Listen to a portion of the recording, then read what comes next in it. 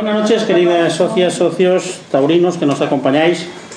Continuamos nuestra semana cultural con el segundo de nuestros 2 encuentros taurinos. Hoy contamos con un personaje excepcional como es Pepín Lidia, a quien agradecemos el esfuerzo que ha hecho para estar con nosotros. Cuando se entrevista o se oye una conferencia de un torero, entre comillas, retirado, siempre se aprecia un valor añadido, pues al no estar ligado a compromisos económicos, empresariales, de apoderamiento, de dependencia con compañeros, normalmente el torero se siente más libre para expresarse, para contar anécdotas o para reflexionar sobre lo que es el mundo del toro. Por lo que siempre ofrece un plus sobre el torero en activo, que normalmente suele estar más maniatado por compromisos. Lo hemos visto aquí con muchos toreros que han estado, pero posiblemente no es este el caso de Pepín Lidia, pues es un hombre que siempre se manejó sobre la independencia y desde la verdad que aplicó a su toreo. Sus 30 cornadas lo atestiguan. Decir la verdad le lleva a dejar su querida Murcia y trasladarse a Andalucía, que probablemente cambió su vida, pues mucho de su aprendizaje y triunfos sonados se desarrollan allí. Creo que si no tiene acento sevillano es por lo mucho que ama a su tierra, Murcia. Pepín Lidia es un matador apasionante en su biografía, que ha desarrollado una vida taurina plena. Nos dio mucho a la afición. Sus éxitos con duros encastes, Victorino, Dolores Aguirre, Cuadri, Cebada-Gago, Pala, Guardiola, han contribuido a que se mantengan y aún quedemos chalados que apostemos por ellos. Es difícil encontrar una plaza o una ciudad que hable mal de Pepín Lidia. Nunca se le enseñó la entrada desde el tendido, en señal de protesta. Entrega, honradez, exposición, conocimiento de los animales y toreo de verdad son el motivo. Podemos decir, siguiendo los usos coloquiales, que personalmente no me gustan, que no se comen pipas en el tendido cuando ha toreado Pepín Lidia. Buenas noches, Pepín. Bienvenido a nuestro Club Taurino de Castellón. El club es tuyo para que nos cuentes un poco sobre tu trayectoria y si quieres podemos hablar después sobre la fiesta y cómo vives ese nuevo oficio de profesor que ahora tienes. Bueno, buenas noches. Encantado de estar y sobre todo haciendo un poco o dándole un poco de continuidad a esas primeras palabras. Sé cómo se torea como sé, y creo que el aficionado conoce mi trayectoria y nunca he tenido ningún tipo de reserva a la hora de contar las cosas o de decirlas en cada momento de mi carrera, unas veces a lo mejor mejor entendida, otras peor entendidas, pero siempre mi verdad y siempre con la honestidad y la sinceridad que me he paseado por los ruedos, ¿no? Yo de alguna forma en ese aspecto el único compromiso que tengo con la profesión es el agradecimiento eterno a haber sido torero. Yo creo que no puedo amar más este mundo que nadie, puesto que todo lo que tengo en esta vida, todo lo que me ha regalado la oportunidad de ser quien soy y pasar el nombre de una ciudad como lo hice durante mucho tiempo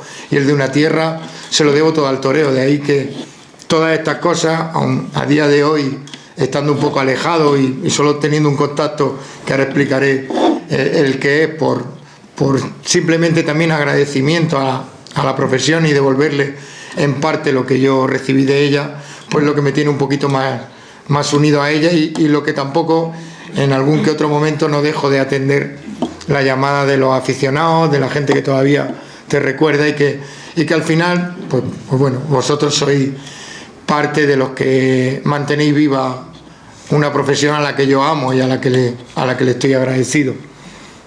Tu vida ha sido plena, muy recortada, la vida taurina me refiero, durante 15 años. Tú mismo dices hasta aquí hemos llegado. ¿Por qué? Podrías haber estado muchos más. Bueno, yo siempre digo que ni en el mejor de mis sueños pensé que iba a lograr las cosas que logré y conseguí. Dentro de que cuando se sueña, incluso siendo muy ambicioso, pues creo que mi sueño más ambicioso en ese aspecto era algún día ser matador de toros. No aspiraba mucho más porque, bueno, sobre todo ahora, mirando hacia detrás, te das cuenta de que hemos sido unos privilegiados cuando hemos conseguido estar 15 años en una profesión como esta, con 15 San Isidro, otras 14 ferias de Sevilla, otros tantos San Fermines. No es fácil mantenerse durante 15 años. Siempre me gustó aprender de los maestros. Por eso ahora que yo ando con los chavales y que tengo el título de director de la escuela, no es que lo odie ese título, es que no me siento director de la escuela. Me siento un torero que comparte vivencias, que comparte experiencias con compañeros más chiquititos que han tenido y tienen las mismas ilusiones que yo tenía cuando iba por esa plaza de toros de Murcia, y que es lo que intento, porque a lo que me refería ahora era eso, que yo siempre escuché y me gustó escuchar a los maestros. Yo siempre prestaba mucha atención en las conversaciones cuando se juntaban los toreros, las figuras. Yo recuerdo muchos días de ir al campo con Manzanares, con el propio Ortega, sobre todo con Espartaco, que ha sido la persona y la figura más importante, creo, que como torero, a la que le debo muchas de las cosas que hice y cómo las hice y decisiones que tomé puntuales en mi carrera. Pues también escuché a muchos toreros decir hay que irse 5 minutos antes de que te echen, segundas partes no fueron buenas. Entonces, con toda esa experiencia, es verdad que yo incluso cuando me retiré era un poco contrario a anunciar despedidas, porque bueno, no tienen mucha credibilidad las despedidas de los toreros, porque todos terminan volviendo, y yo me daba un poco de vergüenza, aunque tenía muy claro que era verdad lo que yo estaba diciendo, que hasta aquí había llegado y que lo quería contar así. Y Espartaco fue otra de las personas que volvió a empujarme, a decirme: mira, ¿por qué no vas a anunciar que te retiras? Si tú, gracias a Dios, te lo has ganado, te mereces despedirte como lo que has conseguido a lo largo de tantos años, y la gente se merece pues que vuelvas por todas las ferias donde de alguna forma has triunfado, y despedirte como te tienes que despedir. Y recuerdo que cuando se acercaban los días y ya había tomado la decisión y convoqué la rueda de prensa, recuerdo que sabía que por las emociones me iba a costar mucho trabajo expresar cosas, y me puse a escribir. Y recuerdo que en las cosas que escribía para anunciar que me retiraba, dije que siempre había soñado con ser torero, nunca con dejar de serlo. Por eso no era fácil explicar por qué.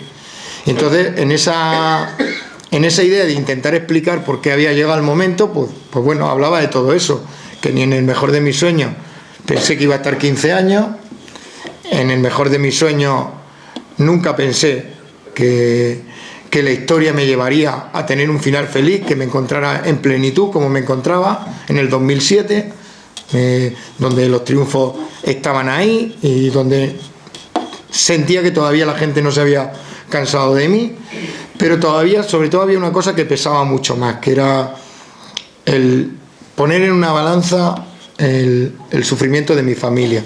Mis hijas se iban haciendo mayores.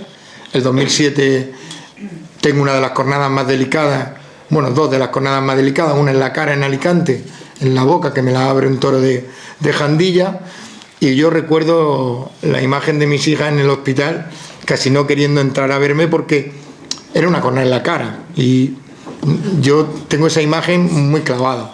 Ese mismo año, 2007, acontece otra cosa, que es el tema de la acogida de Murcia en la tarde con José Tomás, que es una de las cornadas más graves, y que tengo la suerte de que me pasa en Murcia. Alguien o yo mismo hacen que no me duerma, porque a los 20 minutos tenía síntomas muy raros, yo me encontraba muy mal, y los médicos descubren que había 4 cornadas más por dentro, tenía una hemorragia, ya había perdido prácticamente casi 3 litros de sangre, y fue una suerte que me salvara. Y recuerdo que cuando desperté a las 4 de la mañana de la anestesia, estaba mi madre al lado de la cama, y recuerdo la frase de mi madre: ¿merece la pena todo esto? Pues bueno, son cosas que te empiezan a hacer reflexionar, porque estás viendo que ya hay mucha gente sufriendo, no entendiendo que bueno, que cuando las cosas están ya un poco más tranquilas, que todo el mundo andamos bien, que a mis niñas no les falta de nada, que a ellos tampoco, pues que entiendan que todo esto tienes que llevarlo, pues ya te empiezas tú a preguntar. Y junto con eso, ese 2007 también acontece una cosa terrible para mí, que fue la negociación de ese San Isidro. Era la primera vez que, después de incluso años que había toreado 3 tardes en San Isidro, una cuarta tarde con la beneficencia, incluso la feria de otoño, años de 5 tardes en Madrid, ese es el primer año que el 2006 no salen las cosas bien en Madrid, y el 2007 estoy a punto de quedarme fuera de San Isidro. Incluso aquel año, para poder estar 2 tardes en la feria de San Isidro, me tienen que anunciar un domingo antes, que parecía que estaban metidos en San Isidro, pero era la única manera de estar 2 tardes. Y recuerdo que, claro, desde que yo había querido ser torero y había aparecido en Madrid, siempre había aparecido con la plaza prácticamente llena, y aquel día pues prácticamente había media plaza, y aquello me llamó mucho la atención. Y son puntos de inflexión en los que uno te empieza a dar cuenta, que dices tú, bueno, a lo mejor ya llega el momento de ir poquito a poco diciendo. Y otra cosa que yo digo medio en broma es que en el 2001 me divorcio y bueno, y hay que aguantar unos cuantos de años más para pagar el divorcio, por lo que tengo que un poquito alargar la carrera. Pero bueno, las cosas son así. Yo después entendí que dentro de esa poca credibilidad que tenemos los toreros al anunciar una retirada, yo quería que el 2008 fuese una temporada excepcional. Me preparé para que así fuese. Creo que todo el mundo va a recordar en qué momento me retiré de mi profesión. Creo que me retiré cuando mejor estaba, cuando los triunfos más se sucedían, cuando más ilusión tenía por ponerme el traje de torear, y esa creo que es la imagen que era más bonita para el recuerdo del aficionado y de los propios profesionales, y eso de alguna forma lo que intenté hacer con todo el rigor que hay que llevar cuando tomas una decisión como esa, porque he de decir que yo a lo mejor estaba dispuesto a seguir sufriendo, a seguir entendiendo muchas cosas de las que pasaban en mi carrera, pero ya veía a mi familia sufrir, mis hijas que eran las primeras que disfrutaban, y ahora cuando he vuelto a anunciar que toreros son las que se ponen locas, porque les encantaba que la sacara a dar la vuelta al ruedo conmigo, y eso me creaba una responsabilidad, porque cada vez que iban, como les gustaba eso, tenía que arrimarme más para cortar las orejas, porque si no les fastidiaba esa vuelta al ruedo, y me creaba una cierta responsabilidad. Pero era muy bonito, yo las veía. Creo que todo eso es lo que les han hecho ser tan defensoras de la fiesta. Están a la que saltan cuando alguien se mete con los toros. Yo me manejo menos con lo de las redes sociales, pero se siente uno orgulloso cuando las ve escribir cosas como las que escriben en defensa. Cuando aconteció lo del tema de Rivera, al minuto ella puso una foto de la primera vez que toreó conmigo en brazos, que tenía 7 u 8 meses, y decía que no tenía ningún trauma, que era la niña más feliz del mundo, que se sentía orgullosa de su padre. Todas esas cosas, pues bueno, al final hacen que uno por lo menos se sienta bastante satisfecho de que has podido transmitirle a los tuyos los valores de una profesión como esta, que creo que es única, ¿no? Margo, yo recuerdo aquí, y me lo has confirmado tú antes de subir, porque entre los aficionados solo he preguntado por si me cerraba la memoria, en una de las tertulias nuestras de aquí de Mindoro, alternaste con Autato aquí en Castellón, y entonces en aquella tertulia ya se habían ido, incluso se habían ido, fue al final, se habían ido ya muchos aficionados. Y yo vi entre 2 toreros bragaos, habían estado muy bien, 2 toreros íntegros, 2 toreros de muchos bemoes. Empezasteis a hablar entre vosotros y conscientemente, casi considerando como que estabais en el patio de vuestra casa, empezasteis, diremos un poquito entre comillas, a confesaros. Bueno, ¿tú crees, no sé si fuiste tú o fue el Tato el que te lo preguntó, ¿tú crees esto, Betín, que hemos hecho aquí servirá para algo? Pues mira, yo no lo sé, ahora iremos a Sevilla a ver qué ocurre. Y más o menos la conversación giró en este sentido. Y claro, nosotros deberíamos de ver actuar esos 2 torerazos en nuestra plaza después, porque de alguna manera las tertulias, incluso el acto de hoy, sirve para que conozcamos un poco qué ocurre entre bambalinas, porque el aficionado está a la otra parte de la barra, no sabe lo que ocurre detrás de la barra, y eso lo sabéis vosotros, lo sabéis y lo sufrís vosotros. Y entonces a mí entonces, pues más joven también que soy ahora, me impactó ver un poco, diremos entre comillas, la tristeza de 2 matadores de toros triunfadores que se preguntaban qué iba a pasar Qué contraste con lo que después iba a ocurrir. Sí, porque al poquito, bueno, en esa época nos llevábamos bien, después tuvimos una guerra por eso, porque yo decidí dejarme a la casa grande a la que pertenecía, él continuó y normal, las competencias que existen, los malos entendidos, te dicen, has dicho, me has querido quitar de un cartel y un poco una amistad que había muy buena, porque incluso ese año terminamos toreando. Yo toreé 82 corridas de toros, me parece, ese año, y toreé 40 con Raúl. Teníamos una relación, incluso vivimos juntos en San Lucas de Barrameda en esa primera época. Pues después, por las cosas que pasan, pues tuvimos ahí un corte de cierta relación. En ese año que vinimos aquí juntos nos llevábamos bien, después hubo una tertulia en la que nos llevamos mal en Sevilla, pero bueno, son anécdotas que ahora tenemos una relación y yo la verdad es que tengo claro una cosa, que al margen de temas personales que puedan, porque a unos caen mejor, a otros peor, la admiración que existe por el hombre que se pone delante de un toro y es capaz de hacer cosas como las que hizo el Tato, sería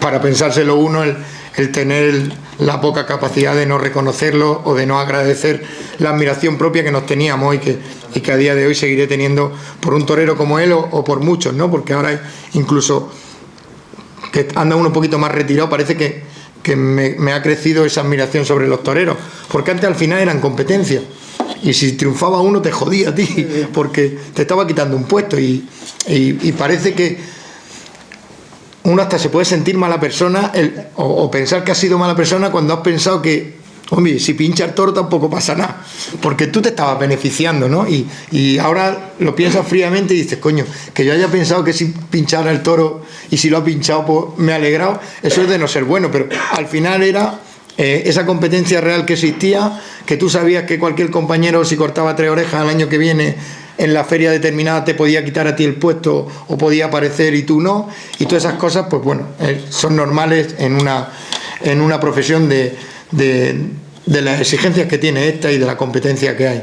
Pero bueno, al final es verdad que ese año, pues bueno, Sevilla nos cambia la vida. La aparición con la corrida de Vitorino cambia nuestras carreras.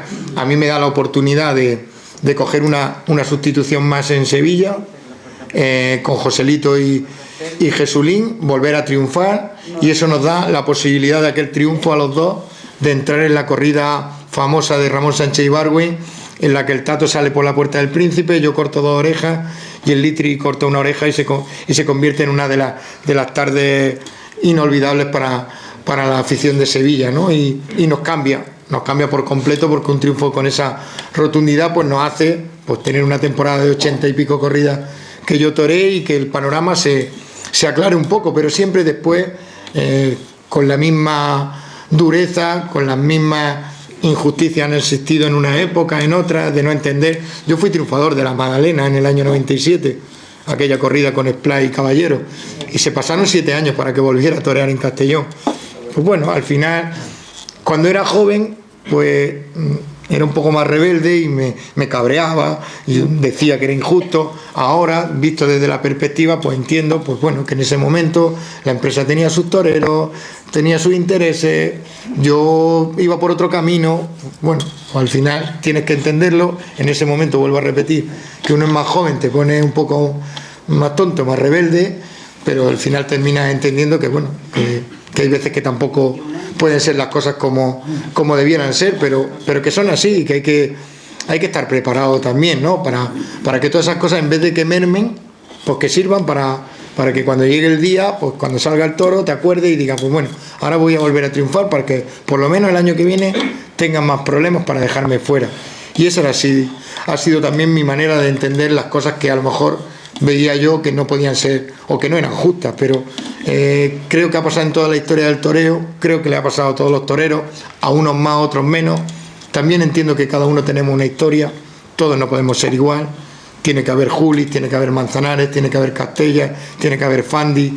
Yo creo que en la variedad está también la grandeza de este espectáculo, porque si fuésemos todos iguales, yo creo que sería un poco aburrido, porque iríamos ya preparados siempre para ver. Y entonces en ese aspecto hay que entenderlo así. Unos tienen las carreras, a lo mejor yo siempre decía, porque yo muchas veces con mi apoderado decía, pero vamos a ver, si el año pasado he triunfado con esta, he cortado 3 orejas, ¿por qué tengo que al año siguiente ir con la misma, con las mismas condiciones? Pues no podemos mejorar un poquillo esto. No lo entendía, pero bueno, al final también, pues bueno, poniéndose machacón, algunas veces también sabiendo decir que no, quedándote sentado, algunas veces se ganaba más, porque bueno, tú creías en que los triunfos iban a llegar. Yo muchas temporadas, cuando no estaba en Castellón y no estaba en Valencia, todo me lo jugaba la carta de Sevilla.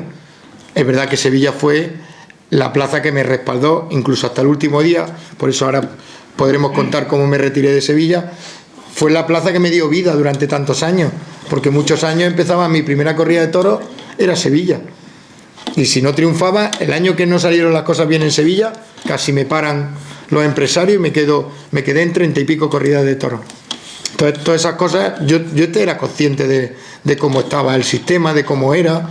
Había estado en una casa grande, quería la independencia, pero quería la independencia no por nada, sino porque para mí el torero más, que era mi ídolo, que yo lo admiraba, que me abrió las puertas de su casa, era Espartaco. Entonces pues yo envidiaba todo lo que tenía Espartaco, un apoderado para él solo, un padre que se preocupaba de él, de ir al campo, de estar con él todos los días entrenando. De alguna forma ambicionaba tener eso, anhelaba no tenerlo porque cuando pertenece a una casa grande pues comparte apoderamiento con 3 o 4 toreros, no tienen la cercanía que a lo mejor sí yo creía que debía tener. Entonces buscando eso me alejé del sistema, de lo que hay, de lo que ha habido toda la vida de Dios. Han existido las casas grandes, han existido los toreros apoderados por casas grandes, han existido los toreros apoderados por independientes, y bueno, yo creí en ese año 97 que era el momento de dar el salto. Las circunstancias hicieron que Espartaco se puso bueno, empezó a torear y no podía ser que me apoderara Rafael. Me apoderó Luis Álvarez, que era el apoderado hasta ese momento de César Rincón, se queda solo, un apoderado independiente también. Vi en él la figura, que fue un año increíble, esa temporada del año 97 mía creo que fue de las mejores temporadas, fue el hito de la Puerta del Príncipe en Sevilla. Y bueno, después por la lesión de Espartaco se queda solo Rafael Moreno y decidimos que me apoderara siempre con la condición de que si algún día volvía a Espartaco, que tenía la libertad de dejarme. Después es verdad que aparece la figura del hermano de Espartaco, que era el que me acompañaba, y tuve la suerte de incluso compartir apoderado con Espartaco, ¿no? Era una de las curiosidades que quería también preguntarte sobre la figura de Espartaco en tu carrera. Vamos a ver, se dice que los toreros es un tópico, son todo por acercarnos un poquito a qué es lo que hay dentro de un torero, cómo piensa un torero. Se dice que tiene una pasta especial, por ejemplo, una recuperación de las cogidas. Y hablando en propiedad con términos médicos, tenemos que decir que el hueso de un torero es como el de cualquier otro, se rompe y hay que escalar, como ya está, que no esté, pues no está recuperado. Y eso ocurre también con cualquier otro tejido, sea el músculo, sea el vaso, etcétera, pues cicatriza exactamente a la misma velocidad que la que cicatrizan en un señor que no es torero. Pero quizá lo que a lo mejor haga que el torero sea de otra pasta sea la actitud.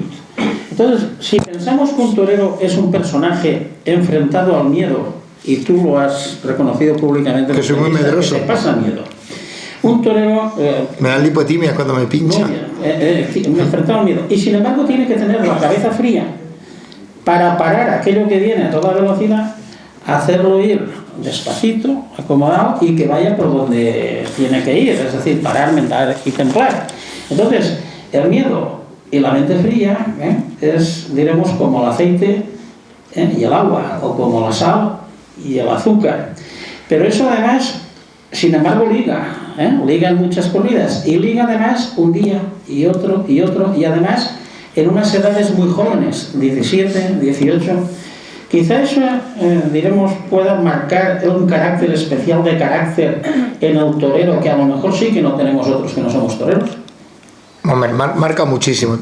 Solo hay que entender que yo ahora mismo que ando con los niños, ya muchas veces yo mismo me da apuro, porque les exijo, como yo cuando los pongo delante de las becerras, yo después digo está arriba, porque muchas veces pasan por allí, no les hacen nada, y yo mismo digo yo, vamos a ver, que uno tenga que ser tan duro, que tengas que exigirles tanto, pero es la educación que yo he recibido. Yo en el toreo, desde que llegué, siempre he tenido gente mayor, siempre las experiencias que te cuentan es que Ordóñez con el muslo abierto toreaba, pues, ¿cómo yo con el muslo abierto me voy a meter para la enfermería? Mientras que pueda tengo que seguir para adelante, porque lo han hecho otros, y son los ejemplos a seguir. Las figuras del toreo han marcado, por eso yo siempre digo que las figuras de una época hoy en día serían figuras también, con la evolución que ha tenido tan grande el toreo y cómo se torea hoy. Pero realmente hay una cosa que distingue al toreo, que es el ADN del torero, que lo hace distinto.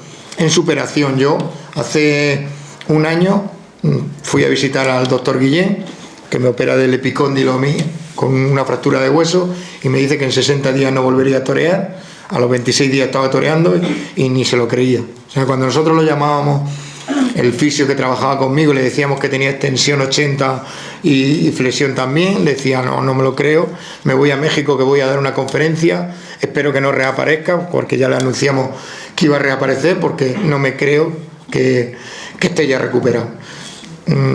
Es verdad que el otro día, cuando hace un año coincidí con él, sabía que estaba tratando la jornada de David Mora. Y le pregunté, don Pedro, ¿va a volver a torear? Porque yo había estado unos días antes con David y estaba bastante desesperado, y él no era muy consciente de que pudiera volver a torear. Y me dijo, mira, Pepín, si no fuese torero, te diría ahora mismo que ese hombre no va a ejercer su profesión. Pero siendo torero y viendo lo que habéis hecho cada uno de vosotros cuando habéis estado en mis manos, te digo que es lo único que le va a hacer volver a torear, que es torero. Si fuese piloto y tuviera, te diría que ese hombre no va a volver a ejercer su profesión. Eso te demuestra que hay una capacidad, o sea, lo de Padilla. O sea, hay unos ejemplos ahora mismo que demuestran que podemos ser, cuando se nos tacha de muchas cosas y de un mundo insensible, sin valores, creo que el toreo tiene una serie de ejemplos tan grandes de cosas que podemos enseñar, de ejemplos de superación, de ejemplos de cómo la gente crece y se supera ante el dolor, ante la adversidad, ante los fracasos que también existen. Todo en eso, la figura del toreo, yo creo que es un exponente máximo de transmitir esas cosas. A lo mejor, pues bueno, no muchas veces se cataloga al torero de que no tiene formación, de que no estamos preparados, pero sí tenemos una preparación que es la propia enseñanza de una profesión única, en la que no hemos tenido que ir forjando cada uno con el aprendizaje de las cosas que te van transmitiendo otros toreros, otras personas que han estado ligadas, de aficionados que te cuentan. Al final, todo eso puede servir de un ejemplo muy grande para la sociedad en la que tenemos. Yo, los chavales que tengo en la escuela, si alguno es figura del toreo, pues mira, bendito sea, no tengo ninguna pretensión. Por eso digo que cuando huyo de la palabra director de la escuela, no soy torero que va a la plaza todos los días con ellos a compartir entrenamiento. Ahora mucho más porque me tengo que preparar y me están ayudando a entrenar y a prepararme, pero al final yo entro en la plaza de toros como entraba cuando tenía 13 años o 14, veía al maestro allí y quería que me enseñara a coger el capote, que me contara historias de un torero, de otro, y es lo que comparto con ellos. Intento compartir mi propia experiencia, intento que como decía antes, hay toreros que van por autopista, otros que van por carretera general y otros que van por caminos de tierra, pero que llegan al final al mismo sitio. Pero yo procuro que no vayan por el camino de tierra, que los pongamos rápidamente en la autopista para que no tengan que pasar por la dureza que hemos tenido que pasar algunos, pero que al final es la realidad de lo que hay, lo que le intentamos explicar. Y eso es verdad, que los toreros somos de una parte especial, y de una parte especial cuando nos tragamos esos miedos. Yo siempre hablo del miedo, el que a mí no me ha dejado dormir, el que a día de hoy, desde que me anuncié hace unos días, no me deja comer tranquilo, no me deja hacer nada tranquilo. El miedo a la responsabilidad, el miedo al fracaso, el miedo a no estar bien, a que las cosas no salgan bien. Uno sabe que todos los días, pero bueno, muchas veces hemos tenido problemas en casa, nos hemos encontrado mal, hemos tenido fiebre. La gente que pasa por taquilla y paga una entrada tiene derecho a verte intentar darlo todo, y saber que uno es consciente de que cuando se pone el traje de torear tiene que estar dispuesto a eso. Y creo que de alguna forma los toreros que están ahí arriba y los que son figuras son por algo. Aquí no hay nada por casualidad.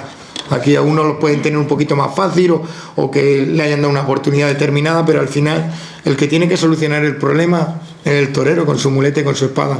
No hay más ayuda que esa. A algunos le cuesta más trabajo, pero al final el que la persigue lo consigue. Soy de los que dice también que en el transcurso, y sobre todo hoy, en la sociedad de la inmediatez, en la que queremos ya que pasen las cosas, se está poniendo mucho más difícil. Hoy en día los novilleros no dan tiempo a tener un rodaje. Yo muchas veces cuando me encuentro a Espartaco, cómo lo cuidaban los lozanos, que poquito a poco lo llevaban a los pueblos, novilladitas pequeñas, lo iban haciendo, hoy eso ya es impensable. Hoy un chaval debuta con caballo y ya solo le cabe en la cabeza a la gente que tiene en su entorno es buscar un enchufe para ponerlo en Madrid y que intente triunfar con los pedazos de toro que salen en Madrid. O sea, lo más difícil, o lo más fácil es que no llegue el triunfo, y que incluso ahí estamos viendo, el año pasado me parece que fueron 11 o 12 chavales los que sufrieron percances en Madrid. ¿Por qué? Porque los chavales llegan sin estar preparados, no se dan novilladas, se dan cada vez menos festejos. Todo eso hace todavía casi más difícil y más duro hoy en día que un chaval entre a formar parte de ese grupo de privilegiados que torean en las ferias. Mira, hablando de sentimientos, y por seguir conociendo al torero, aquí hay aficionados sentados aquí que estuvieron en tu adiós a Sevilla, la segunda oreja que no te dieron. Vitorino, Puerta Gallola, gran faena, estocada en un centro del ruedo, estás memorizando, ¿no? Gran actitud. ¿Querías regalarle aquel día algo a Sevilla en plan de despedida? ¿Toreaste para ti o toreaste para Sevilla? Quería devolverle y estaba dispuesto. Yo puedo contar muchas cosas de cómo fue ese día, porque la verdad es que me sucedieron cosas que nunca me habían pasado y que de alguna forma, si a mí me dicen firma aquí que tu despedida de Sevilla va a ser así, la hubiese firmado a ojos cerrados, porque creo que hubo muchas cosas que de alguna forma resumieron lo que había sido mi historia con Sevilla y mi historia con el toreo desde el principio. Yo digo que aquella mañana es la primera vez. Yo tenía claro, uno tiene claro que cuando vas a hacer un esfuerzo, cuando sabes que tienes que cruzar una determinada raya, aparecen los miedos, porque es verdad, porque tú sabes que te vas a jugar la vida de verdad y tu cuerpo empieza a prepararse y tú ya unos días antes te mentalizas. Yo recuerdo que esa corrida era jueves, lunes maté 4 toros en casa de Espartaco, martes maté 4 toros en casa de Barral y me quedé súper a gusto. Y el miércoles iba a Ponce con Tato precisamente y con Espartaco a casa de un amigo a matar unos toros, y había 7 toros. Y por la mañana me levanto el miércoles, el día antes de la corrida, y le digo a Espartaco: Juan, yo quiero torear, llama a Pepe Recio y dile que el toro que hay de pico lo voy a matar yo. Juan, estás loco, Pepín, vamos, el día antes, ahora que te pise un toro, que ya ha salido todo bien, que estás preparado. Juan, yo necesito torear, necesitaba distraerme. Yo ya tenía tanto miedo a afrontar la tarde de Sevilla, porque sabía que yo iba a salir a darlo todo. Yo sabía que era una tarde que no iba a ser como fue toda mi temporada, pero Sevilla había un plus más de intentar devolverle a una plaza que me había mantenido vivo durante muchos años. Y bueno, me fui, toreé, y hay otro que es más enfermo que yo, que se llama Enrique Ponce, y terminamos de torear de casa de un amigo y nos llamó el maestro Ojeda, que estaba toreando vacas en la marisma, y nos fuimos a las 6 de la tarde a torear vacas a la marisma de furtivo. O sea, que llama ya a los enfermos que hay que estar y las cabezas como tienen que estar de afición para hacer cosas como la que hicimos el día antes de torear yo en Sevilla. Y bueno, yo me metí en el hotel, yo tenía siempre las mismas, yo era muy supersticioso, muy maniático, mi misma habitación, mis mismas horas de entrar en la habitación, mis mismas horas de que no salir hasta la hora de la corrida, de tenerlo todo a oscuras. Y recuerdo que el mozo espada me tenía que traer el desayuno a la misma hora. Bueno, era demasiado, porque ahora lo digo, ya no solo yo, le creé un conflicto a mucha gente porque tenían que respetar todas mis manías, pero claro, el miedo hacía que me agarrara cualquier cosa. Y recuerdo que aquella mañana me trae el desayuno, se marcha, yo me vuelvo a meter en la cama, monto la capilla, que tardaba casi 1 hora en montar la capilla y me meto en la cama a esperar a que vinieran del sorteo a contarme lo que había pasado. Y alguien se adelantó y entró en la habitación, llamó a la habitación. Y yo no sé qué me pasó, pero yo me caí y perdí el conocimiento. Yo creo que del miedo, del susto que tenía, me desmayé. Estaba tan asustado que yo recuerdo que aquel día yo me caí. Caía tensionado. Y yo me caí por allí, después ya me levanté, le abrí la puerta al que entró por allí, pero yo sabía que ese día era un día especial. Y bueno, y fue todo especial. Y yo llegué a la plaza, me puse un traje grana y oro porque era un traje que era muy significativo para mí, para Sevilla. Le había encargado al sastre uno y tuve un conflicto con él porque no me llegó a tiempo y me tuve que poner ese vestido, que lo tenía con una puesta nada más porque había sido un triunfo de Murcia, pero como era cabezón y quería ir vestido de grana y oro, me tuve que poner ese vestido. Y bueno, y todo lo que fue aconteciendo a lo largo de la tarde, yo creo que fue el resumen más gráfico de...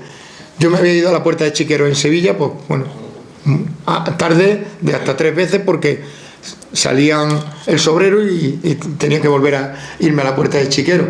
Y nunca me había pasado nada en una Puerta de Chiquero.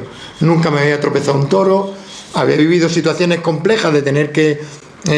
un toro que se parara pero nunca me había tropezado un toro ni me había quitado un capot, jamás.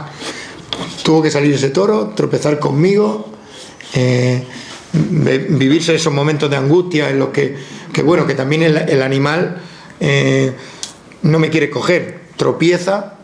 Ahora cuando ve uno el vídeo te das cuenta que el toro tropieza, cambia la trayectoria y a mí ya no me da, a él no le da prácticamente tiempo a cambiar, ya lo que hace es arrollarme. Incluso el toro pasa por encima mía y no me quiere coger, lo que hace es arrollarme.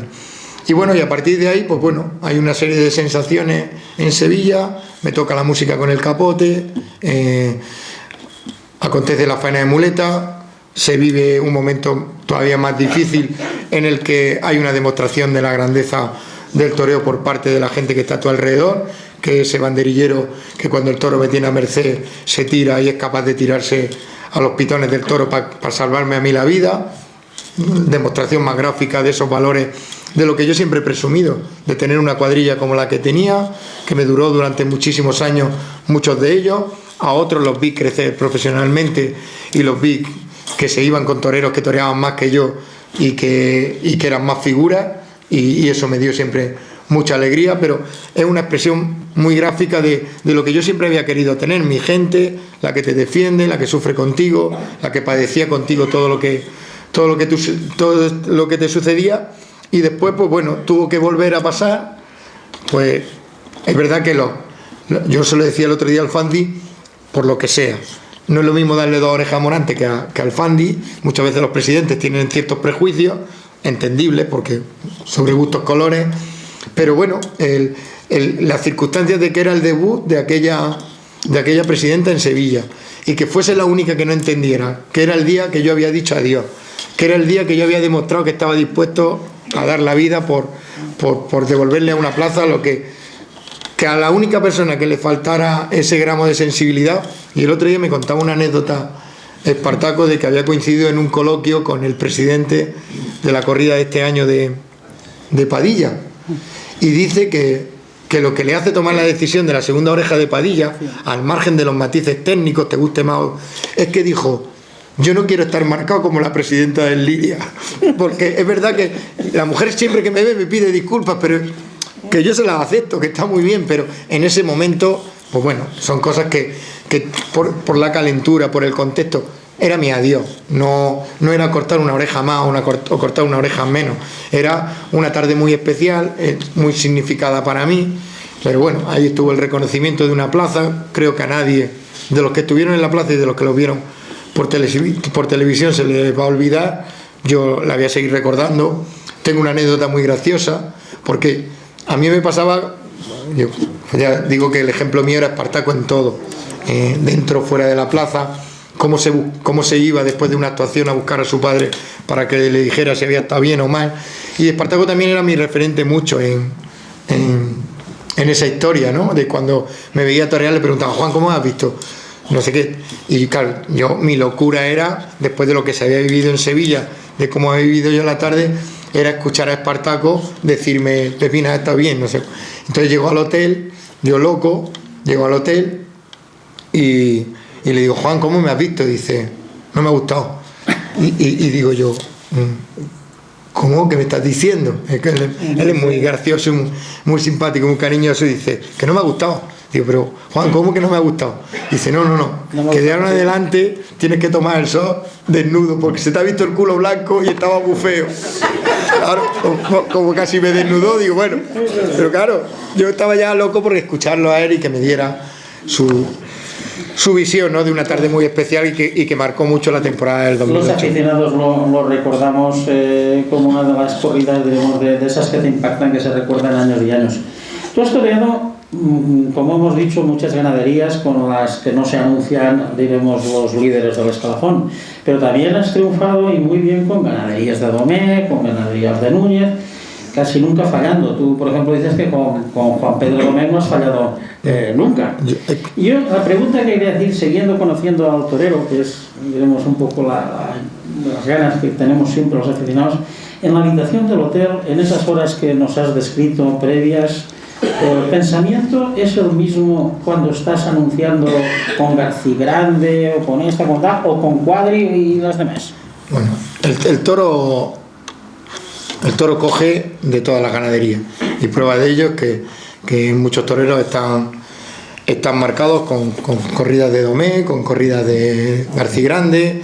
El Juli tiene uno de las cornadas más graves de su trayectoria en Sevilla, con un toro de Garcigrande, toro de Victoriano del Río. El toro que es bravo, en cualquier momento te puede tropezar y te puede herir y te puede hacer mucho daño. Es verdad que todo lo que hay al entorno de ese tipo de corrida es distinto. El aficionado va de una forma distinta o de una forma más predispuesto a un tipo de cosas en una corrida, y en otra, en este caso las toristas, pues van un poco más de parte del toro, de analizar el toro, de que lo quieren ver en vara. Entonces, la psicosis que tiene el torero es que tú sabes que muchas veces se va a medir mucho más todo lo que haga, porque como que el aficionado está mucho más pendiente. Los públicos de esas corridas son para mí mucho más exigentes, o al menos como yo siempre lo noto en la plaza. Yo siempre digo que en ese discurso de contar cómo uno se veía cuando era joven, de esa rebeldía, de querer sublevarte contra el sistema, contra cosas que no las entiendes, una de las luchas más grandes que uno puede tener es que te quieran encasillar, y al final nos terminan encasillando. O sea, a mí lo que me encasilla, yo siempre cuento como anécdota, es que yo llego a Sevilla, prácticamente había empezado a torear con caballos, un banderillero de Murcia, me echó una mano, pero yo había toreado en Villas Picas y prácticamente no sabía coger el capote y la muleta. Yo descubro el toreo cuando me voy a Sevilla y me pongo de la mano de Manolo Cortés, que por cierto está malito ahora y ha sido una persona que a mí me abrió los ojos, junto con Espartaco, de lo que era el toreo, de la técnica, de saber. Y entonces, de novillero, pues vivo los primeros años bajo su amparo, entrenando, la gente lo sabía, y yo llego a Madrid, debuto en Madrid, triunfo, corto una oreja, y me ponen a los 15 días en la novillada de triunfadores de San Isidro, que aquel año fue Manolo Carrión triunfador con 3 orejas. Y yo llego a Madrid, me ponen en una novillada del Puerto San Lorenzo, para que veamos lo que es, cómo de un año a otro te puede cambiar la imagen para un profesional del calado de Joaquín Vidal. Toreo aquella novilla,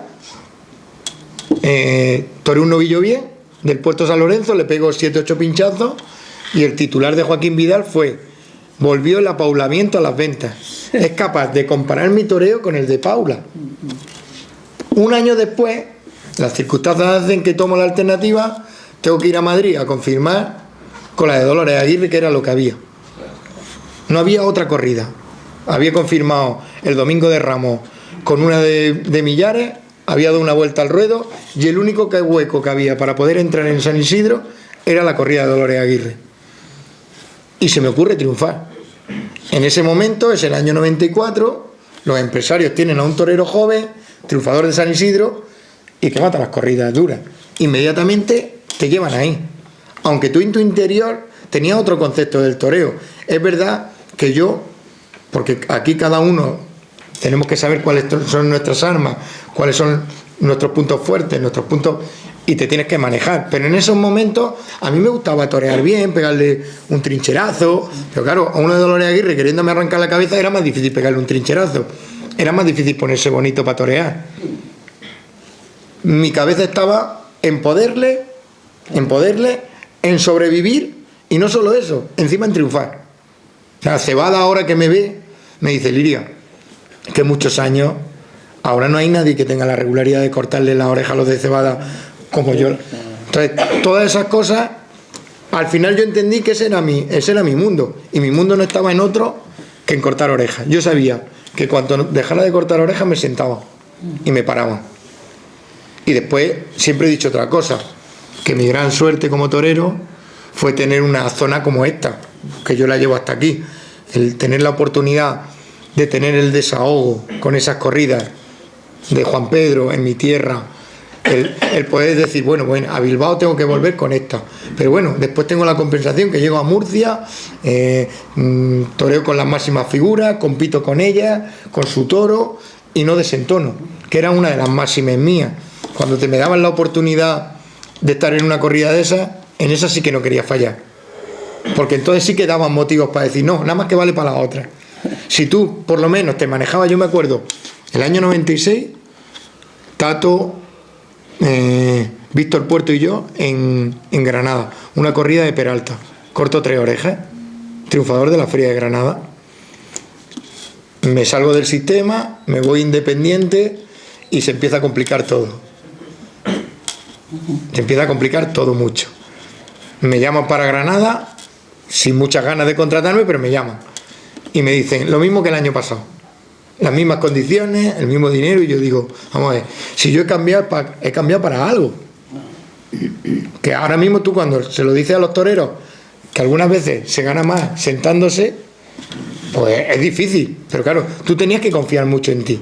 Y yo me acuerdo que me llega Luis Álvarez y me dice, Liria, nos quedamos fuera de Feria de Granada. Digo, Luis, mira, yo si he tomado la determinación de dejarme esta historia, de querer cambiar, de querer un poco desligarme de la figura del Tato, que el año anterior habíamos toreado 40 y pico tardes juntas, y que yo creía que podía ser la historia de otra forma, que yo podía entender que a lo mejor se podía alargar más mi carrera si se me cuidaba más o hacíamos las cosas de otra forma, es para cambiar. Y me dijo, pues nos quedamos fuera de Granada. Pues nada, yo lo asumí, empezó la temporada, llegué a Sevilla, salí por la Puerta del Príncipe, llegué a Madrid, y qué casualidad que el día grande de Granada, Joselito, Rincón, José Tomás, se cae el maestro Joselito del cartel y me llaman para sustituir, una de Juan Pedro. Ese día sí que tenía yo claro que no iba a fallar. Y yo me acuerdo que hay una anécdota con el maestro Rincón, que yo, la verdad es que era un bicho en la plaza, pero después era muy cariñoso, muy entrañable, te buscaba para hablar contigo, después en la plaza era un bicho, además no se dejaba ganar la pelea. Me acuerdo ahora de contar una anécdota de un pueblo en el mes de octubre, que apareció el hombre a darnos una lección, y recuerdo que estábamos en Granada, un sábado de feria, el papel acabado, José Tomás recién explosionado de Madrid, Rincón en todo su apogeo, y cuando vamos para la plaza, bueno, una hora antes, el diluvio universal. Todo el mundo que se va a suspender, además el tiempo cerrado en agua. Cuando llegamos allí a la plaza, el maestro, claro, está en figura del toreo, pues también, sin mucha necesidad me dice, Pepín, vamos a ver el piso que yo creo que estamos mal. Digo, mire, maestro, hoy con el papel acabado, con una corrida de Juan Pedro, no me diga usted que vamos a suspender, porque entonces sí que me jode de verdad. Empezó la corrida a 1 hora tarde, José Tomás a hombro, Rincón a hombro, yo a hombro, el ganadero. Esos son de los días que yo tomaba conciencia que no podía fallar, y de los que me dejan a mí tranquilo de que cuando he alternado en otro tipo de corridas, pues bueno, a mi manera, con mi forma, guste más, guste menos, he sido capaz, y yo tengo la satisfacción de eso, de sentir que en algunos momentos también he sabido torear despacio, he sabido torear con gusto. ¿Qué pasa? ¿Qué queda siempre? Ahora mismo tú preguntas, o se pregunta a la gente cuántas corridas de Miura maté, y maté una nada más. Pero la gente, los Miura, y el otro día Julio Benítez, el niño del cordobés, que coincidimos en Ubrique, maestro tal, es que esas de Miura es un profesional. Estamos hablando de un torero que tiene más motivos todavía para saber de las carreras de cada uno. Pues estaba perdido, pensaba, digo, mira, eso sí, 70 de Vitorino maté, porque también creí que hay corridas y corridas. Hay corridas dentro de esas duras que te permiten el triunfo, que el toro es muy exigente, pero que también cuando te encuentras con uno de esos toros, el toro mío de Cuadri de Valencia, otro toro de Cuadri que toreó aquí en Castellón, los de Vitorino que yo he toreado bien, era un toro que te hacía sentir muy bien como torero, que te llenaba mucho. ¿Qué pasaba? Que en esas corridas el malo era muy malo y se sufría mucho, que es también la preocupación más lógica que puedan tener siempre los toreros, preguntar cómo es el malo de la ganadería, porque es el que de verdad te puede dar dolores de cabeza. Pero 15 años, los 15 años vas a Madrid. Sí, 15. Y te tratan bien porque cortas 11 orejas. 12 orejas corto en Madrid. En la Puerta Grande de Madrid no consigues abrirla. Yo me he preguntado, esta cosa de Madrid y Sevilla, Madrid-Sevilla, ¿hasta qué punto Pepín Liria no se consideraba en Madrid un torero de Sevilla? Bueno, yo en un principio... Y siempre lo ven un poco con... No, yo, sin embargo, primero me salva a Madrid, porque como novillero el que me da a conocer, confirmo en Madrid, aparece el toro de Dolores Aguirre en Madrid, y a raíz de Madrid es como me cambia la vida. Ese mismo año confirmo, o sea, voy a Sevilla un 15 de agosto y también triunfo con un toro de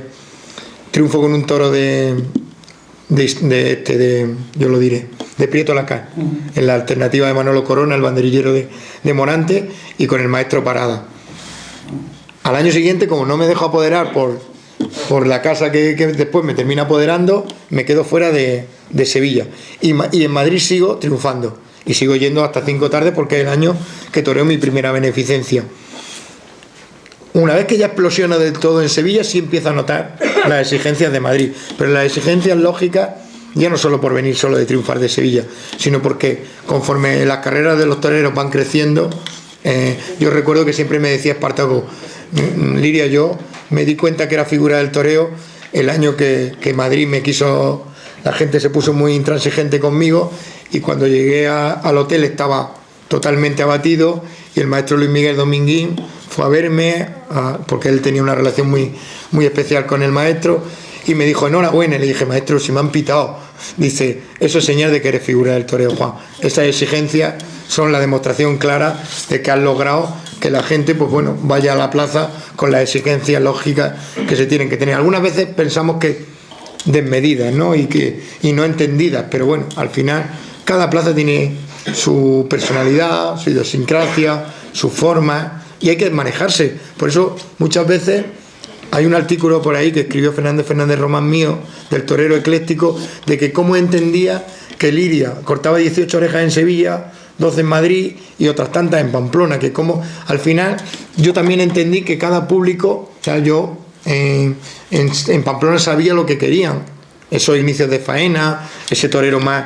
En Sevilla yo sabía que querían ver torear y lo intentaba, o sea, todas esas cosas me manejé o intenté manejarme siempre con el parámetro del triunfo y de darlo todo, de intentar sacarle partido a todos los toros, porque también eso también hace, que es una palabra que no me gusta utilizar, pero cuando tú tienes intención de agradar todos los días, de estar bien, a lo mejor se vulgariza uno, porque hay toros que es imposible, y te empeña, pues hay toreros que se les admite que es que le ha salido un toro contra estilo.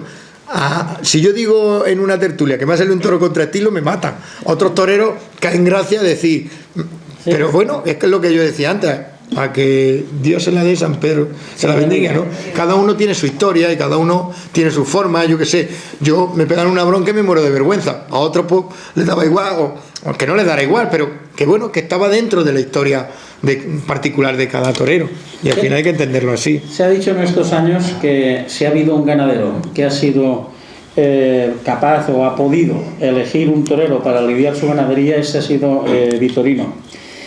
Tú has sido, maestro, usted ha sido el tercer matador en número de corridas de Vitorino. Sí, vale. Entonces ha indultado también sus toros. De Vitorino, sí, pelotero. Dice que se ha sentido con ellos. Mucho. ¿Cómo ha sido la relación de la familia Vitorino con Pepín Liria? Fue muy buena hasta que un día Vitorino tenía su personalidad y su forma, y yo la entiendo, ¿no? Pero bueno, yo al final, lo que estábamos hablando, uno no vive al margen de cualquier cosa que te pueda pasar, y sobre todo vestido de torero. Y yo recuerdo un año que toreamos, que abrí yo la Puerta Grande de Valencia con Enrique Ponce y con Juan Mora, una corrida de Vitorino, y hubo un gesto de Vitorino que no me gustó, que yo estaba viendo sufrir a los compañeros y él se estaba riendo en la barrera, pero era su forma de ser. Pero claro, en caliente después fuimos a una tertulia y le dije que me había molestado, y entonces hubo ahí un tiempo que nos estuvimos ahí echando un pulso, pero que primero le estoy agradecido porque me dio la oportunidad de hacer cosas maravillosas y que están ahí, y que ese indulto del toro pelotero, al margen de ese toro pelotero, hay un toro en Badajoz que jamás en mi vida voy a olvidar. Hay un toro en Mont de Marsan, otro en Bayona, que son toros que a mí, como torero, están ahí. La faena perfecta nunca la terminamos de hacer, porque siempre está en nuestras cabezas. Pero es lo que más se acerca a lo que, si algún día te dicen, ¿qué te gustaría repetir? Por ejemplo, si me dicen, cuando vuelva a Murcia el día 2, pues mira, porque me tocara uno parecido al de Vitorino de Badajoz y pegarle los 20 pases que le pegué en Badajoz. Con eso sería feliz y estaría satisfecho. Entonces, ahora, y bueno, con su hijo, le tengo mucho cariño a esa familia y tenemos una relación, bueno, pues es parte de mi vida y parte de lo que realmente me ha hecho ser quien soy. Con lo cual, digo, si volviera a ser torero, me gustaría volver a pasar por todo lo que pasé, lo bueno y lo malo, porque al final tuvo final mi carrera, no se quedó en mitad de camino, no hubo nada, no me quedó nada por hacer. Lo de la Puerta Grande de Madrid, pues no tengo la foto, pero moralmente todo el mundo sabe que la tarde de José Tomás con el Conde de la Corte, yo tuve que salir por la Puerta Grande. La primera tarde con el toro de Dolores Aguirre, Luis Espada, todo el mundo pidió la segunda oreja y no se dio.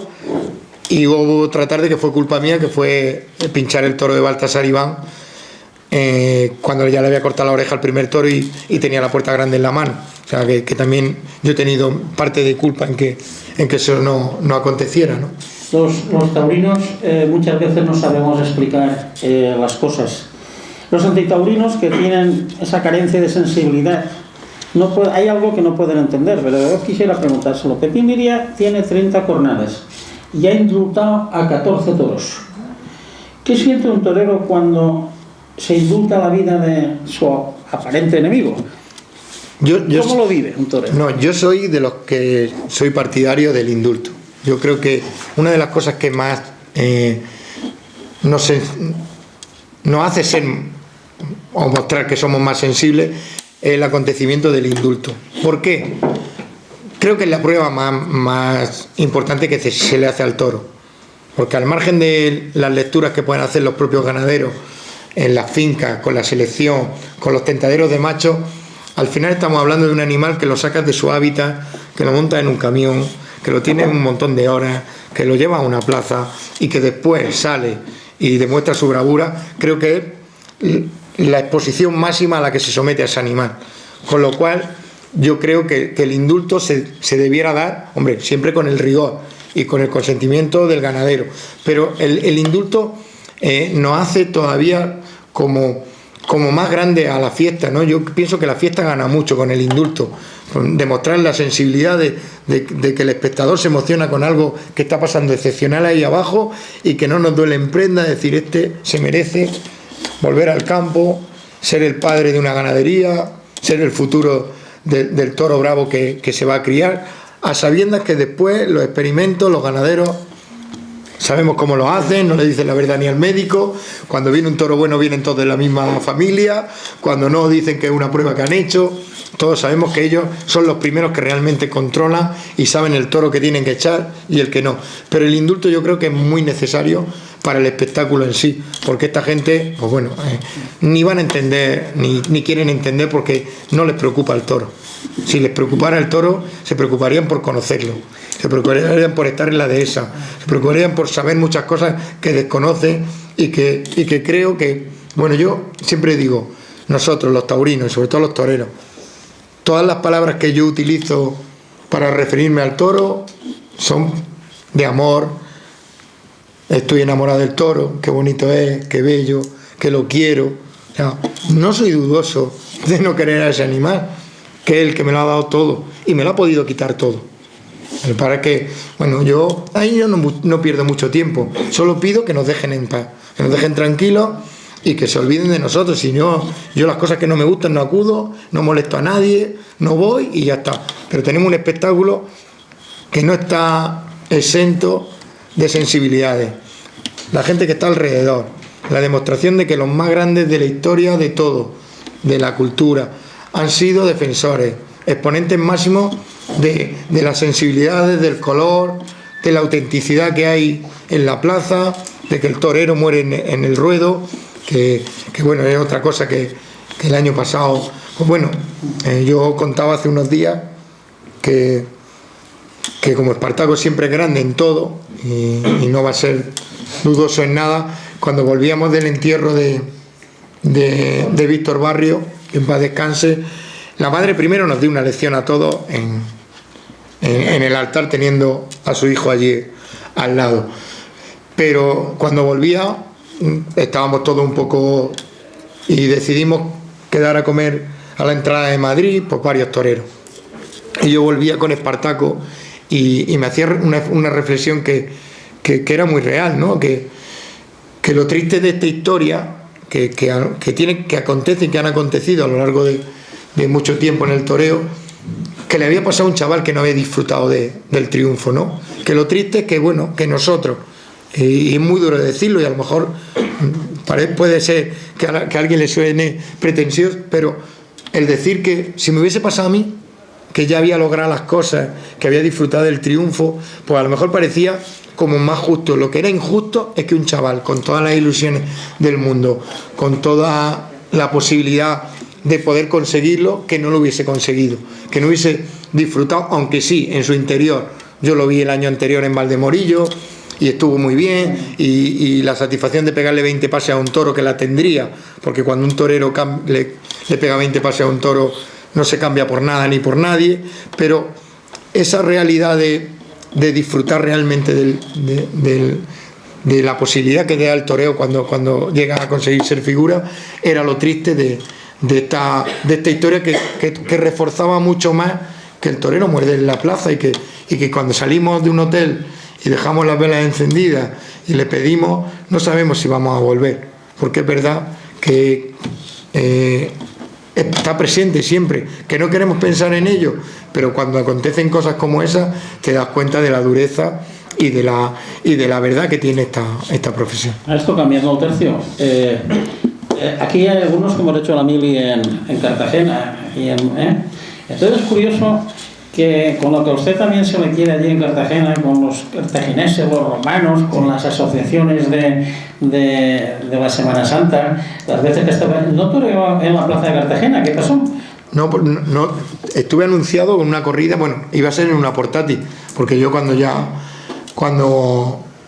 ya empecé a querer ser torero, la plaza de toros de Cartagena estaba cerrada.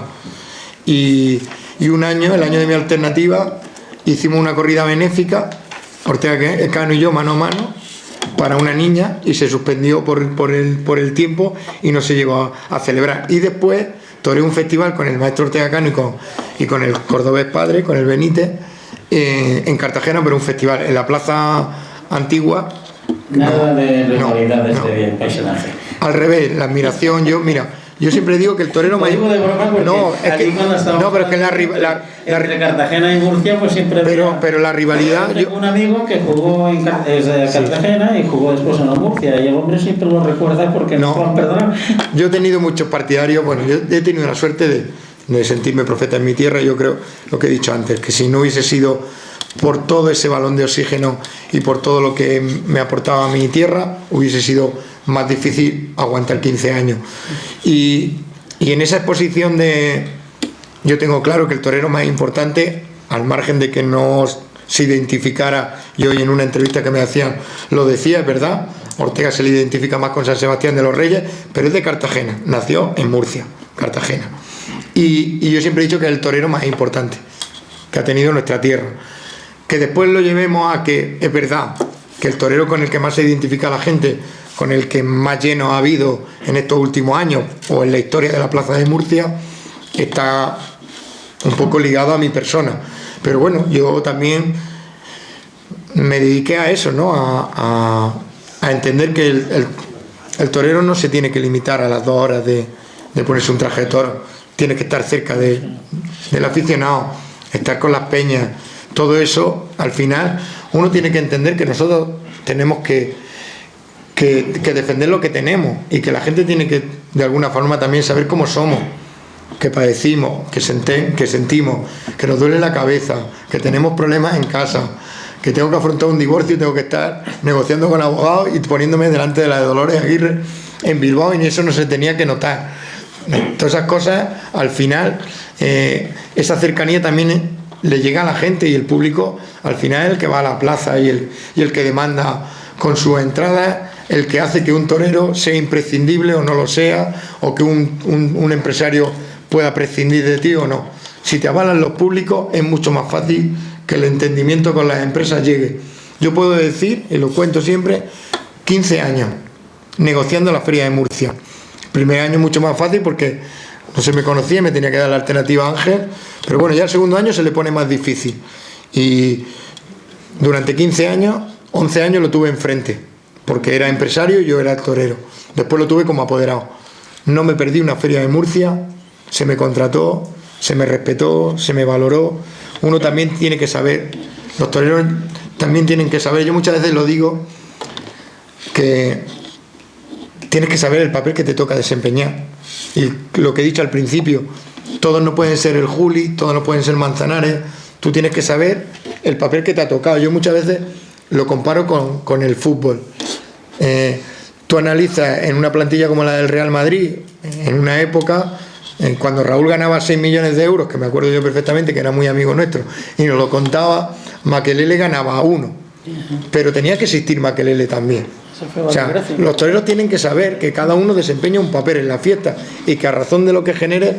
Pero claro, es muy fácil que siempre todos los toreros tenemos entornos, que se llama el entorno del torero, que todo el mundo opina, todo el mundo sabe de apoderamiento. Pues tienes que ganar más que el Juli, pues tú eres mejor que el Juli, y algunos se lo creen, que ese es el problema, que lo importante es saber al final. Es verdad que en esos periodos de que somos nuevos, de que somos jóvenes, nos lo creemos todo, nos creemos muchas cosas que después te das cuenta con el paso del tiempo y que analizas.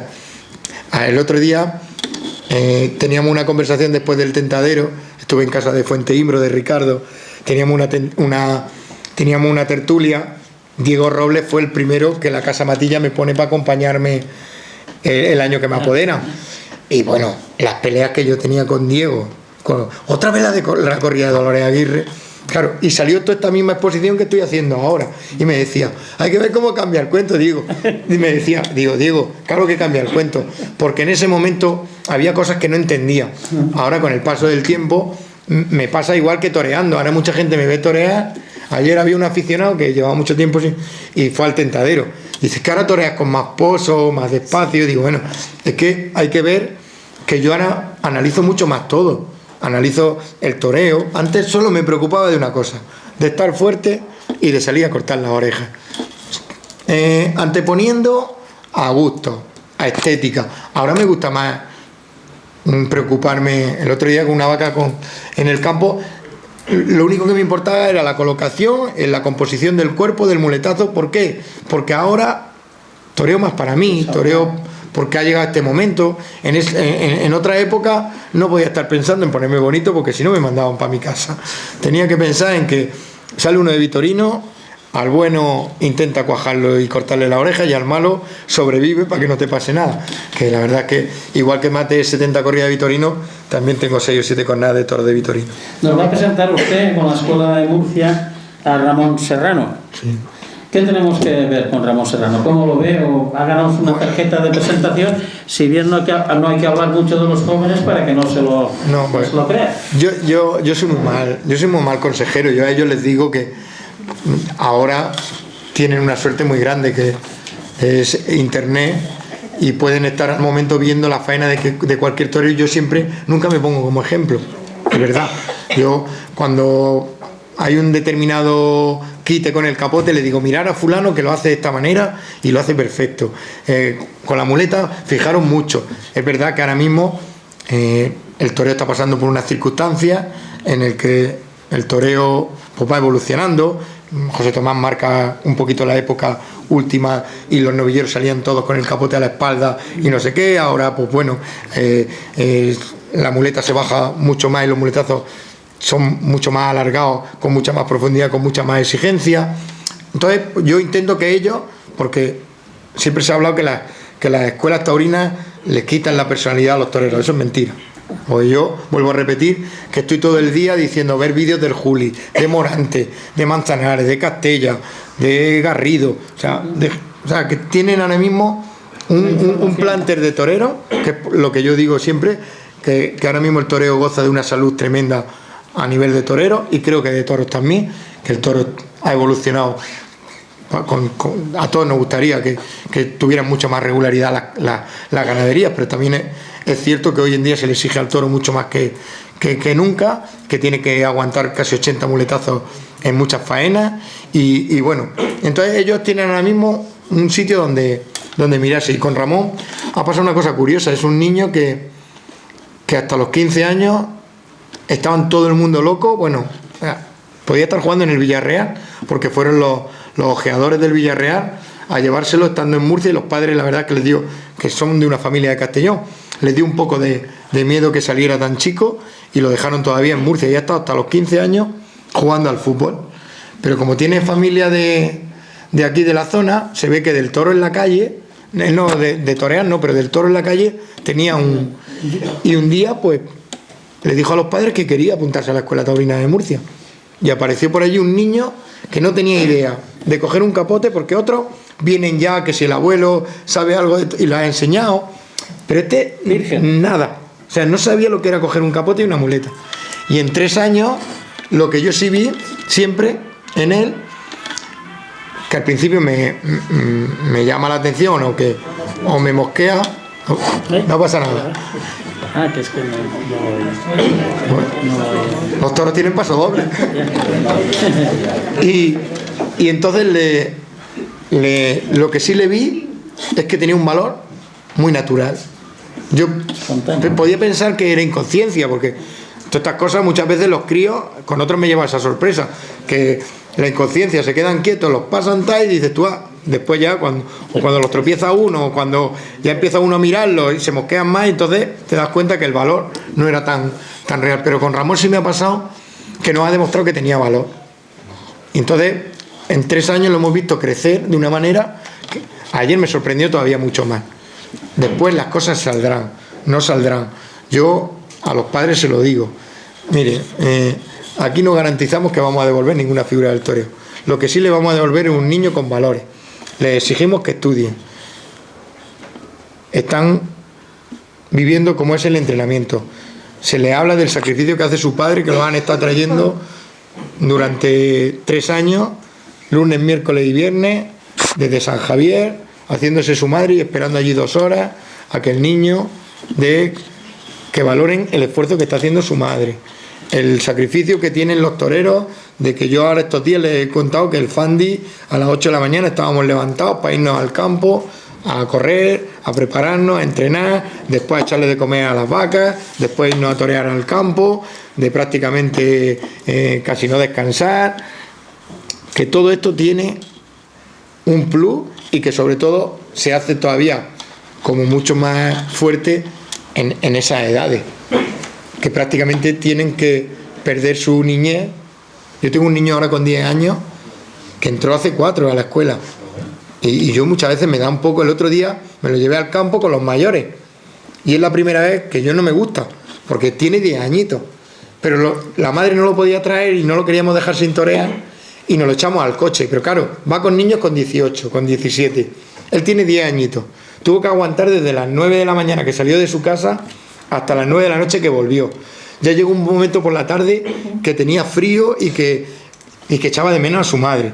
Pero claro, te das cuenta de que esos niños están viviendo algo que por circunstancias, cuando yo llegué a la escuela me dijeron que no, que hasta que no tuvieran 12 años, que el seguro, digo, mira, pues hablar con los de la compañía de seguro, pero si hay un niño con 7 o con 6 años que ya tiene la inquietud, ¿por qué no le vamos a permitir que empiece? En las motos empiezan antes y en el fútbol. Si yo no quiero que empiecen a torear, si yo no los voy a poner delante. Si además este era curioso, hasta el año pasado toreaba conmigo en brazos y me decía, maestro, no me suelte, y me pegaba unos pellizcos y me hacía morado. Y ahora quiere torear él solo y de repente se ha espabilado y forma unos líos. Ahí tengo vídeos para verlo, que es increíble. Pero claro, está jugando y hay que dejarlos que jueguen. Ya Ramón sí es verdad que tiene 18 años, ya se tiene que tomar mucho más en serio esto, ya hay que exigirle que sacrifique muchas cosas, que sí, que no son buenas, que hoy en día en la sociedad que tenemos, pues bueno, se tienen que apartar de los amigos, de salir, de trasnochar, de beber, de muchas cosas que están ahí y que bueno, que de alguna forma sabemos que por lo menos estamos inculcándole una serie de valores que si no le sirven para el toro le van a servir para otra cosa. Y que yo tengo 30 chavales ahora mismo en la escuela. El padre Espartaco es mucho más exagerado que yo y dice, tengo 30 y entre todos juntos no hago un mozo de espada. Es una frase de, yo no soy tan duro, yo con que saliera uno me conformo, pero los que no salgan nadie les va a quitar. Yo tengo chavales que están en sobrepeso y que ya en la otra escuela cuando llegaron les dijeron que se fuesen. Vamos a ver, a mí no me molesta que esté en la plaza, que esté aprendiendo a torear, que el otro día este chico de sobrepeso le dio una lección a todos los mayores pegándole 20 pases a una becerra que los demás no fueron capaces. Eso ya no se lo va a quitar nadie. Lo que está sintiendo ahora mismo, el que tú le puedas pedir un poco de ten cuidado con la comida, no sé cuánto, ser disciplinado, todas esas cosas se le están inculcando. Después digo, si son figuras del toreo ya será, pero que no es mi cometido, porque nosotros es verdad que entramos en la escuela en un momento en el que habían desaparecido las subvenciones y no teníamos nada de nada. Seguimos teniendo prácticamente nada porque este presidente que tenemos nos ha dado dinero, pero ahora mismo está que lo mismo no está y entonces nos quedamos sin dinero. Ya nos empiezan a ayudar un poquito porque están viendo el trabajo que se está haciendo. El dinero en nuestra escuela repercute solo en los niños, no hay sueldo, nosotros no cobramos, no tenemos gastos. O sea, todo lo que hacemos lo empleamos en clases prácticas y en comprar animales para los críos. Ese es solo nuestro cometido. Es verdad que nosotros en estos 5 años estamos compitiendo con escuelas que tienen presupuestos de 400.000 euros y nosotros hemos tenido hasta el año pasado 0. Tenemos ahora, el año pasado ya nos dieron un dinero, 40.000 euros, y este año parece ser que nos van a dar 50.000. Pero bueno, con eso estamos siendo capaces de que los chavales toreen todos, de que todos tengan las mismas oportunidades. A mí me echaron de una escuela, o sea, yo tengo la experiencia de que se me echó. Una de las máximas que he tenido cuando entré es que para mí los 30 son iguales. No hay favoritismo. No quiero a los padres prácticamente los conozco lo justo porque no quiero tener relaciones para que no haya nada, solo con los chavales, con los niños. Y el que se lo vaya ganando, que ha sido el caso de Ramón, que nos ha dado una lección a todos, ahora mismo es el que más tenemos para presentar en plaza y que pueda por lo menos pasear y dejar bien el nombre de la escuela. Y este niño, pues bueno, tiene condiciones, pero hay que dejarlo. Vamos a ver. Lo veremos con atención. Sí, sí. Y para acabar, vosotros daréis vuestra propia opinión. Para acabar, maestro, y perdona a lo mejor el abuso de haberlo exprimido, pero sabíamos que por su generosidad no iba a fallar y iba a estar con nosotros. Les voy a hablar de lo que para mí ha sido la mejor corrida de su vida. No sé si coincidiremos. Yo he organizado, en razón de la dirección mía, muchas jubilaciones. Y siempre he dicho que la jubilación, cuando haces una celebración, es como un test de popularidad, es decir, que recoges aquello que has sembrado. La despedida de Pepín Lidia fue ejemplar. Se hizo en Murcia, mató 7 toros de distintas ganaderías, puso en No hay billetes, le acompañaron, no lo voy a decir todos, Espartaco, Conde, Ponce, Fandi, Manzanares, Pinar, entre otros, aparte de gente del mundo del deporte, etc. Hubo reconocimiento de organizaciones oficiales y asociaciones benéficas. Pepín, esto fue ejemplar y admirable. Entonces la pregunta es cómo viviste ese momento, cómo siente un torero después de 15 años de actividad un reconocimiento público tan arropado y tan querido en tu tierra. Bueno, pues, y decía algo parecido a lo de Sevilla, ¿no? Murcia era la guinda del pastel, ¿no?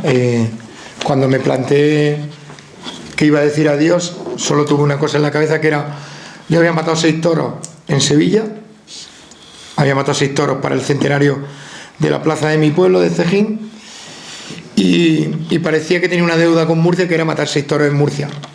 Inmediatamente, cuando planteamos la retirada, dije que mi último paseillo tendría que ser en Murcia, tendría que ser benéfico, donde yo regalara todo el dinero de aquel día a las asociaciones con las que venía colaborando. Incluso tuvimos la suerte de que fuese televisada, y el dinero de la televisión también fue a parar a todas esas asociaciones, sobre todo a los niños de cáncer, que ha sido una de las mejores cosas que me ha pasado por ser torero, haber conocido oncología infantil en Murcia, y después los niños de síndrome de Down, al margen de otras asociaciones, porque la verdad es que había mucho dinero y se repartía bien. Y siempre pensé que aquella despedida llevaría consigo por lo menos mi tranquilidad de devolverle a Murcia todo lo que habían hecho por mí. Aquel día me di cuenta que siempre, todos los días de mi vida, estaría en deuda con mi tierra, porque no era normal un 12 de octubre poner el cartel de no hay billete, yo como único espada, con todos mis compañeros, con toda mi gente, con todos mis amigos. Era, yo creo que el día soñado, ¿no? Y si también lo hubiese intentado planificar como lo hicimos, creo que no hubiese salido mejor. Yo de aquel día recuerdo muchas cosas, pero recuerdo que empecé a llorar a las 10 de la mañana, y claro, conforme iba llegando gente que venía de todos lados, pues todos te recordaban cualquier cosa, ¿no? Familiares de gente que me había seguido, y yo no paraba de llorar y llorar. Yo me emocionaba cada vez que entraba alguien en la habitación, y como a las 3 de la tarde me quedé solo en la habitación. Yo siempre tenía la misma habitación en el Hotel Rincón de Pepe en Murcia, que da a la catedral. Siempre me salía a la parte de la habitación que tenía el saloncito, que era la que daba a la catedral, y ya me quedé solo en la habitación, y ya empecé a darle vuelta a la cabeza, a pensar en todo lo que se me venía, y dije: ya no lloro más, esto se ha acabado, ya tengo que ser fuerte, ya no vale más llorar, ahora ya a empezar a disfrutar de todo lo que va a pasar. Y fue curioso que medio me contuve mientras que me estaba vistiendo, porque yo siempre he sido un torero que Espartaco no lo entendía. Decía: yo no te comprendo, que tenga la habitación llena de gente, que esté hablando con todo el mundo. Claro, hay toreros que se encierran mucho más. Yo por eso muchas veces, cada uno tenemos una manía. A mí no me gusta ir a las habitaciones de los compañeros, porque no sabes si entonces yo todo eso pero bueno, yo tenía mi habitación, siempre entraba gente, a todas horas. El mozo espada era el que lo sufría, porque a uno le tocaba la montera y se cabreaba, pero bueno, él tenía que sufrir, que era otra de mis cosas que a mí me hacía distraerme, y que llegara allí cualquier aficionado, me contara algo. Bueno, algunos llegaban y decían: ¿has visto la cornada de fulano? Y digo: no puede venir usted a contar, que ha venido uno contando orejas, tiene que contar una cornada. Pero bueno, había gente que no medía, y que a lo mejor también notaba en el ambiente el miedo, y no era capaz y salía por ahí y te contaba alguna cosa que a lo mejor no venía a cuento, pero bueno, tú la tenías que entender, porque no la hacían con maldad, porque además prácticamente casi todos eran amigos. Y recuerdo que bueno, ahí me mantuve, y ya nos quedamos solos en la habitación, mi apoderado, el mozo espada, para rezar. Y yo pues estaba rezando, ellos estaban por detrás mía, yo me ponía siempre en la parte de mi capilla, y de repente siento que alguien lloraba detrás mía. Y claro, ya cuando me vuelvo, Espartaco llorando, y digo: Juan, no me hagas esto, que ya solo me faltaba. Ya me puse ya a llorar, y llegué hasta la plaza llorando todo el tiempo, muy emocionado en el patio de cuadrilla, claro, por todo. Y empezaban a llegar ya los compañeros, y Y bueno, ya después asumí el reto de la tarde de decir, bueno, hubo cosas, hombre, necesitaba yo también tomar oxígeno y decidimos entre el tercer toro y el cuarto, que es el de la merienda en Murcia, cambiarme de traje, que eso también me daba 10 minutos más para coger aire, porque además el cuarto toro era el toro de Vitorino y lo había hecho en cuarto lugar y necesitaba un poco de oxígeno para cuando me llegara ese toro.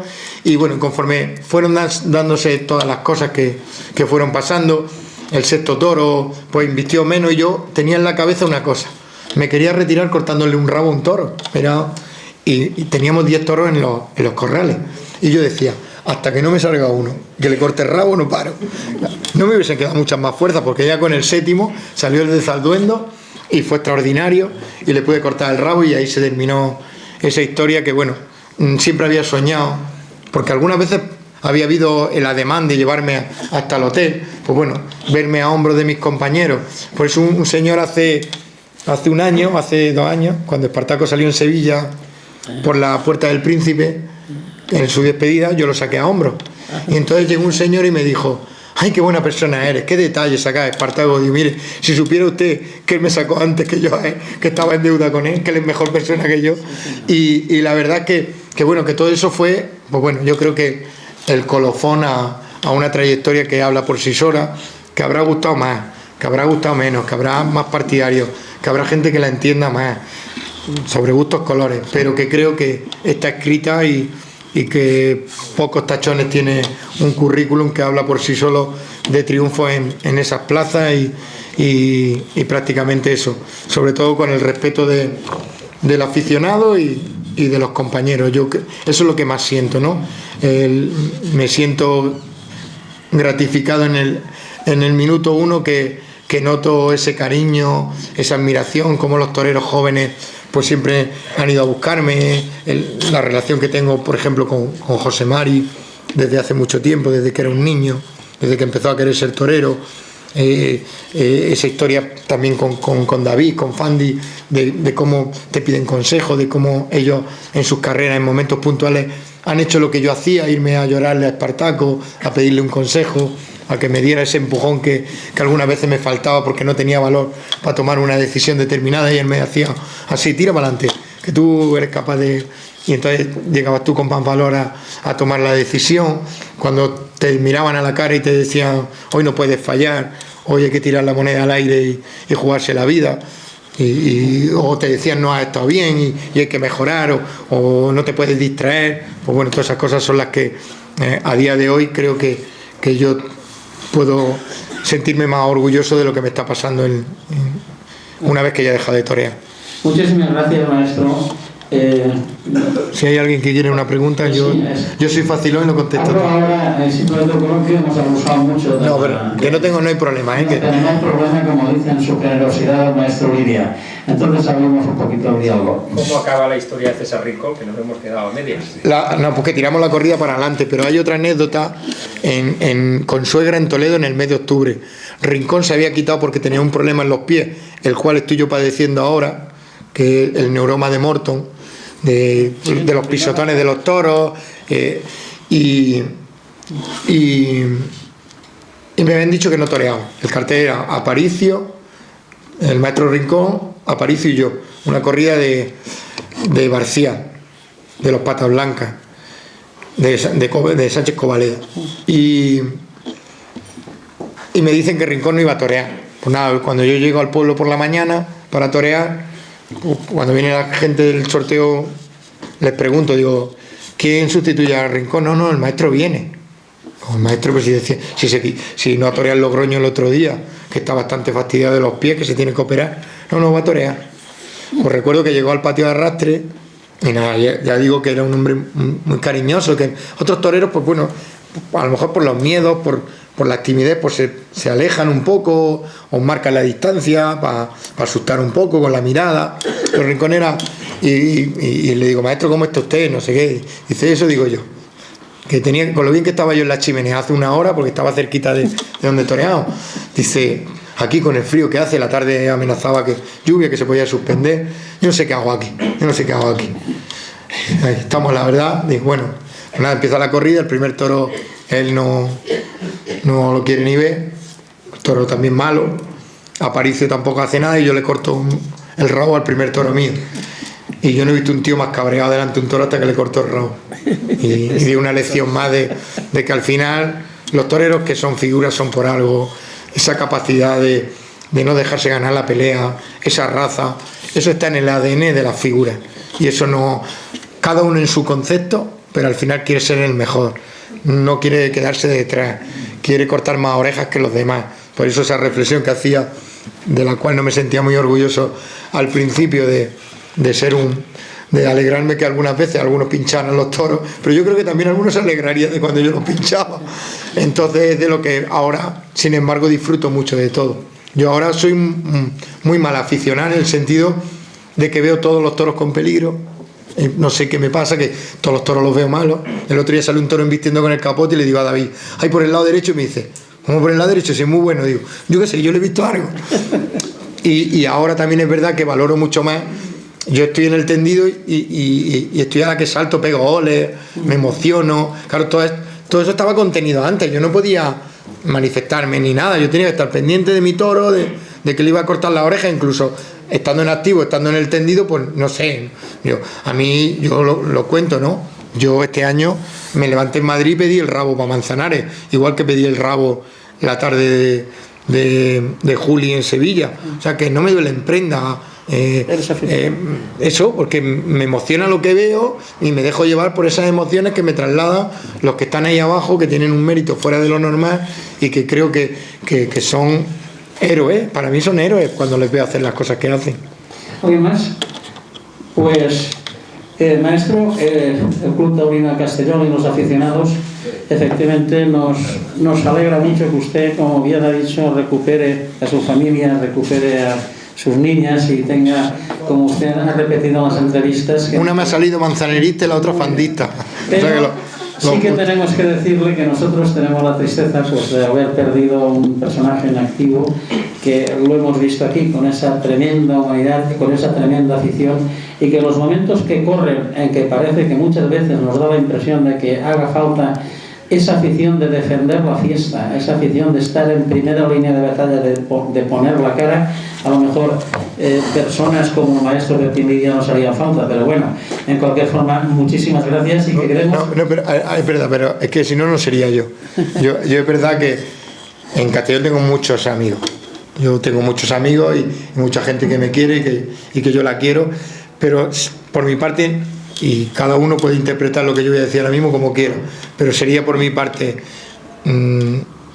injusto no decir que, igual que he dicho antes, que estuve 7 años sin venir a Castellón después de triunfar, hubo una persona que hizo posible que yo volviera a Castellón, que se llama Carlos Fabra, que yo le tengo un cariño inmenso porque fue el que me dio la oportunidad de volver a Castellón, y así que cada uno tiene que contar la historia como le va, y en este caso a mí me trajo, después de 7 años de haber sido triunfador de esta feria, me trajo Carlos, por la amistad que teníamos del gol, me dijo, tú tienes que tener en mi tierra, y se preocupó él de que yo toreara, y yo después lo dejé bien porque salí por la puerta grande para que no le dijera a nadie que no había hecho bien de traerme. Queremos que tenga un pequeño recuerdo por parte del club y aparte del aplauso que le pido para el maestro.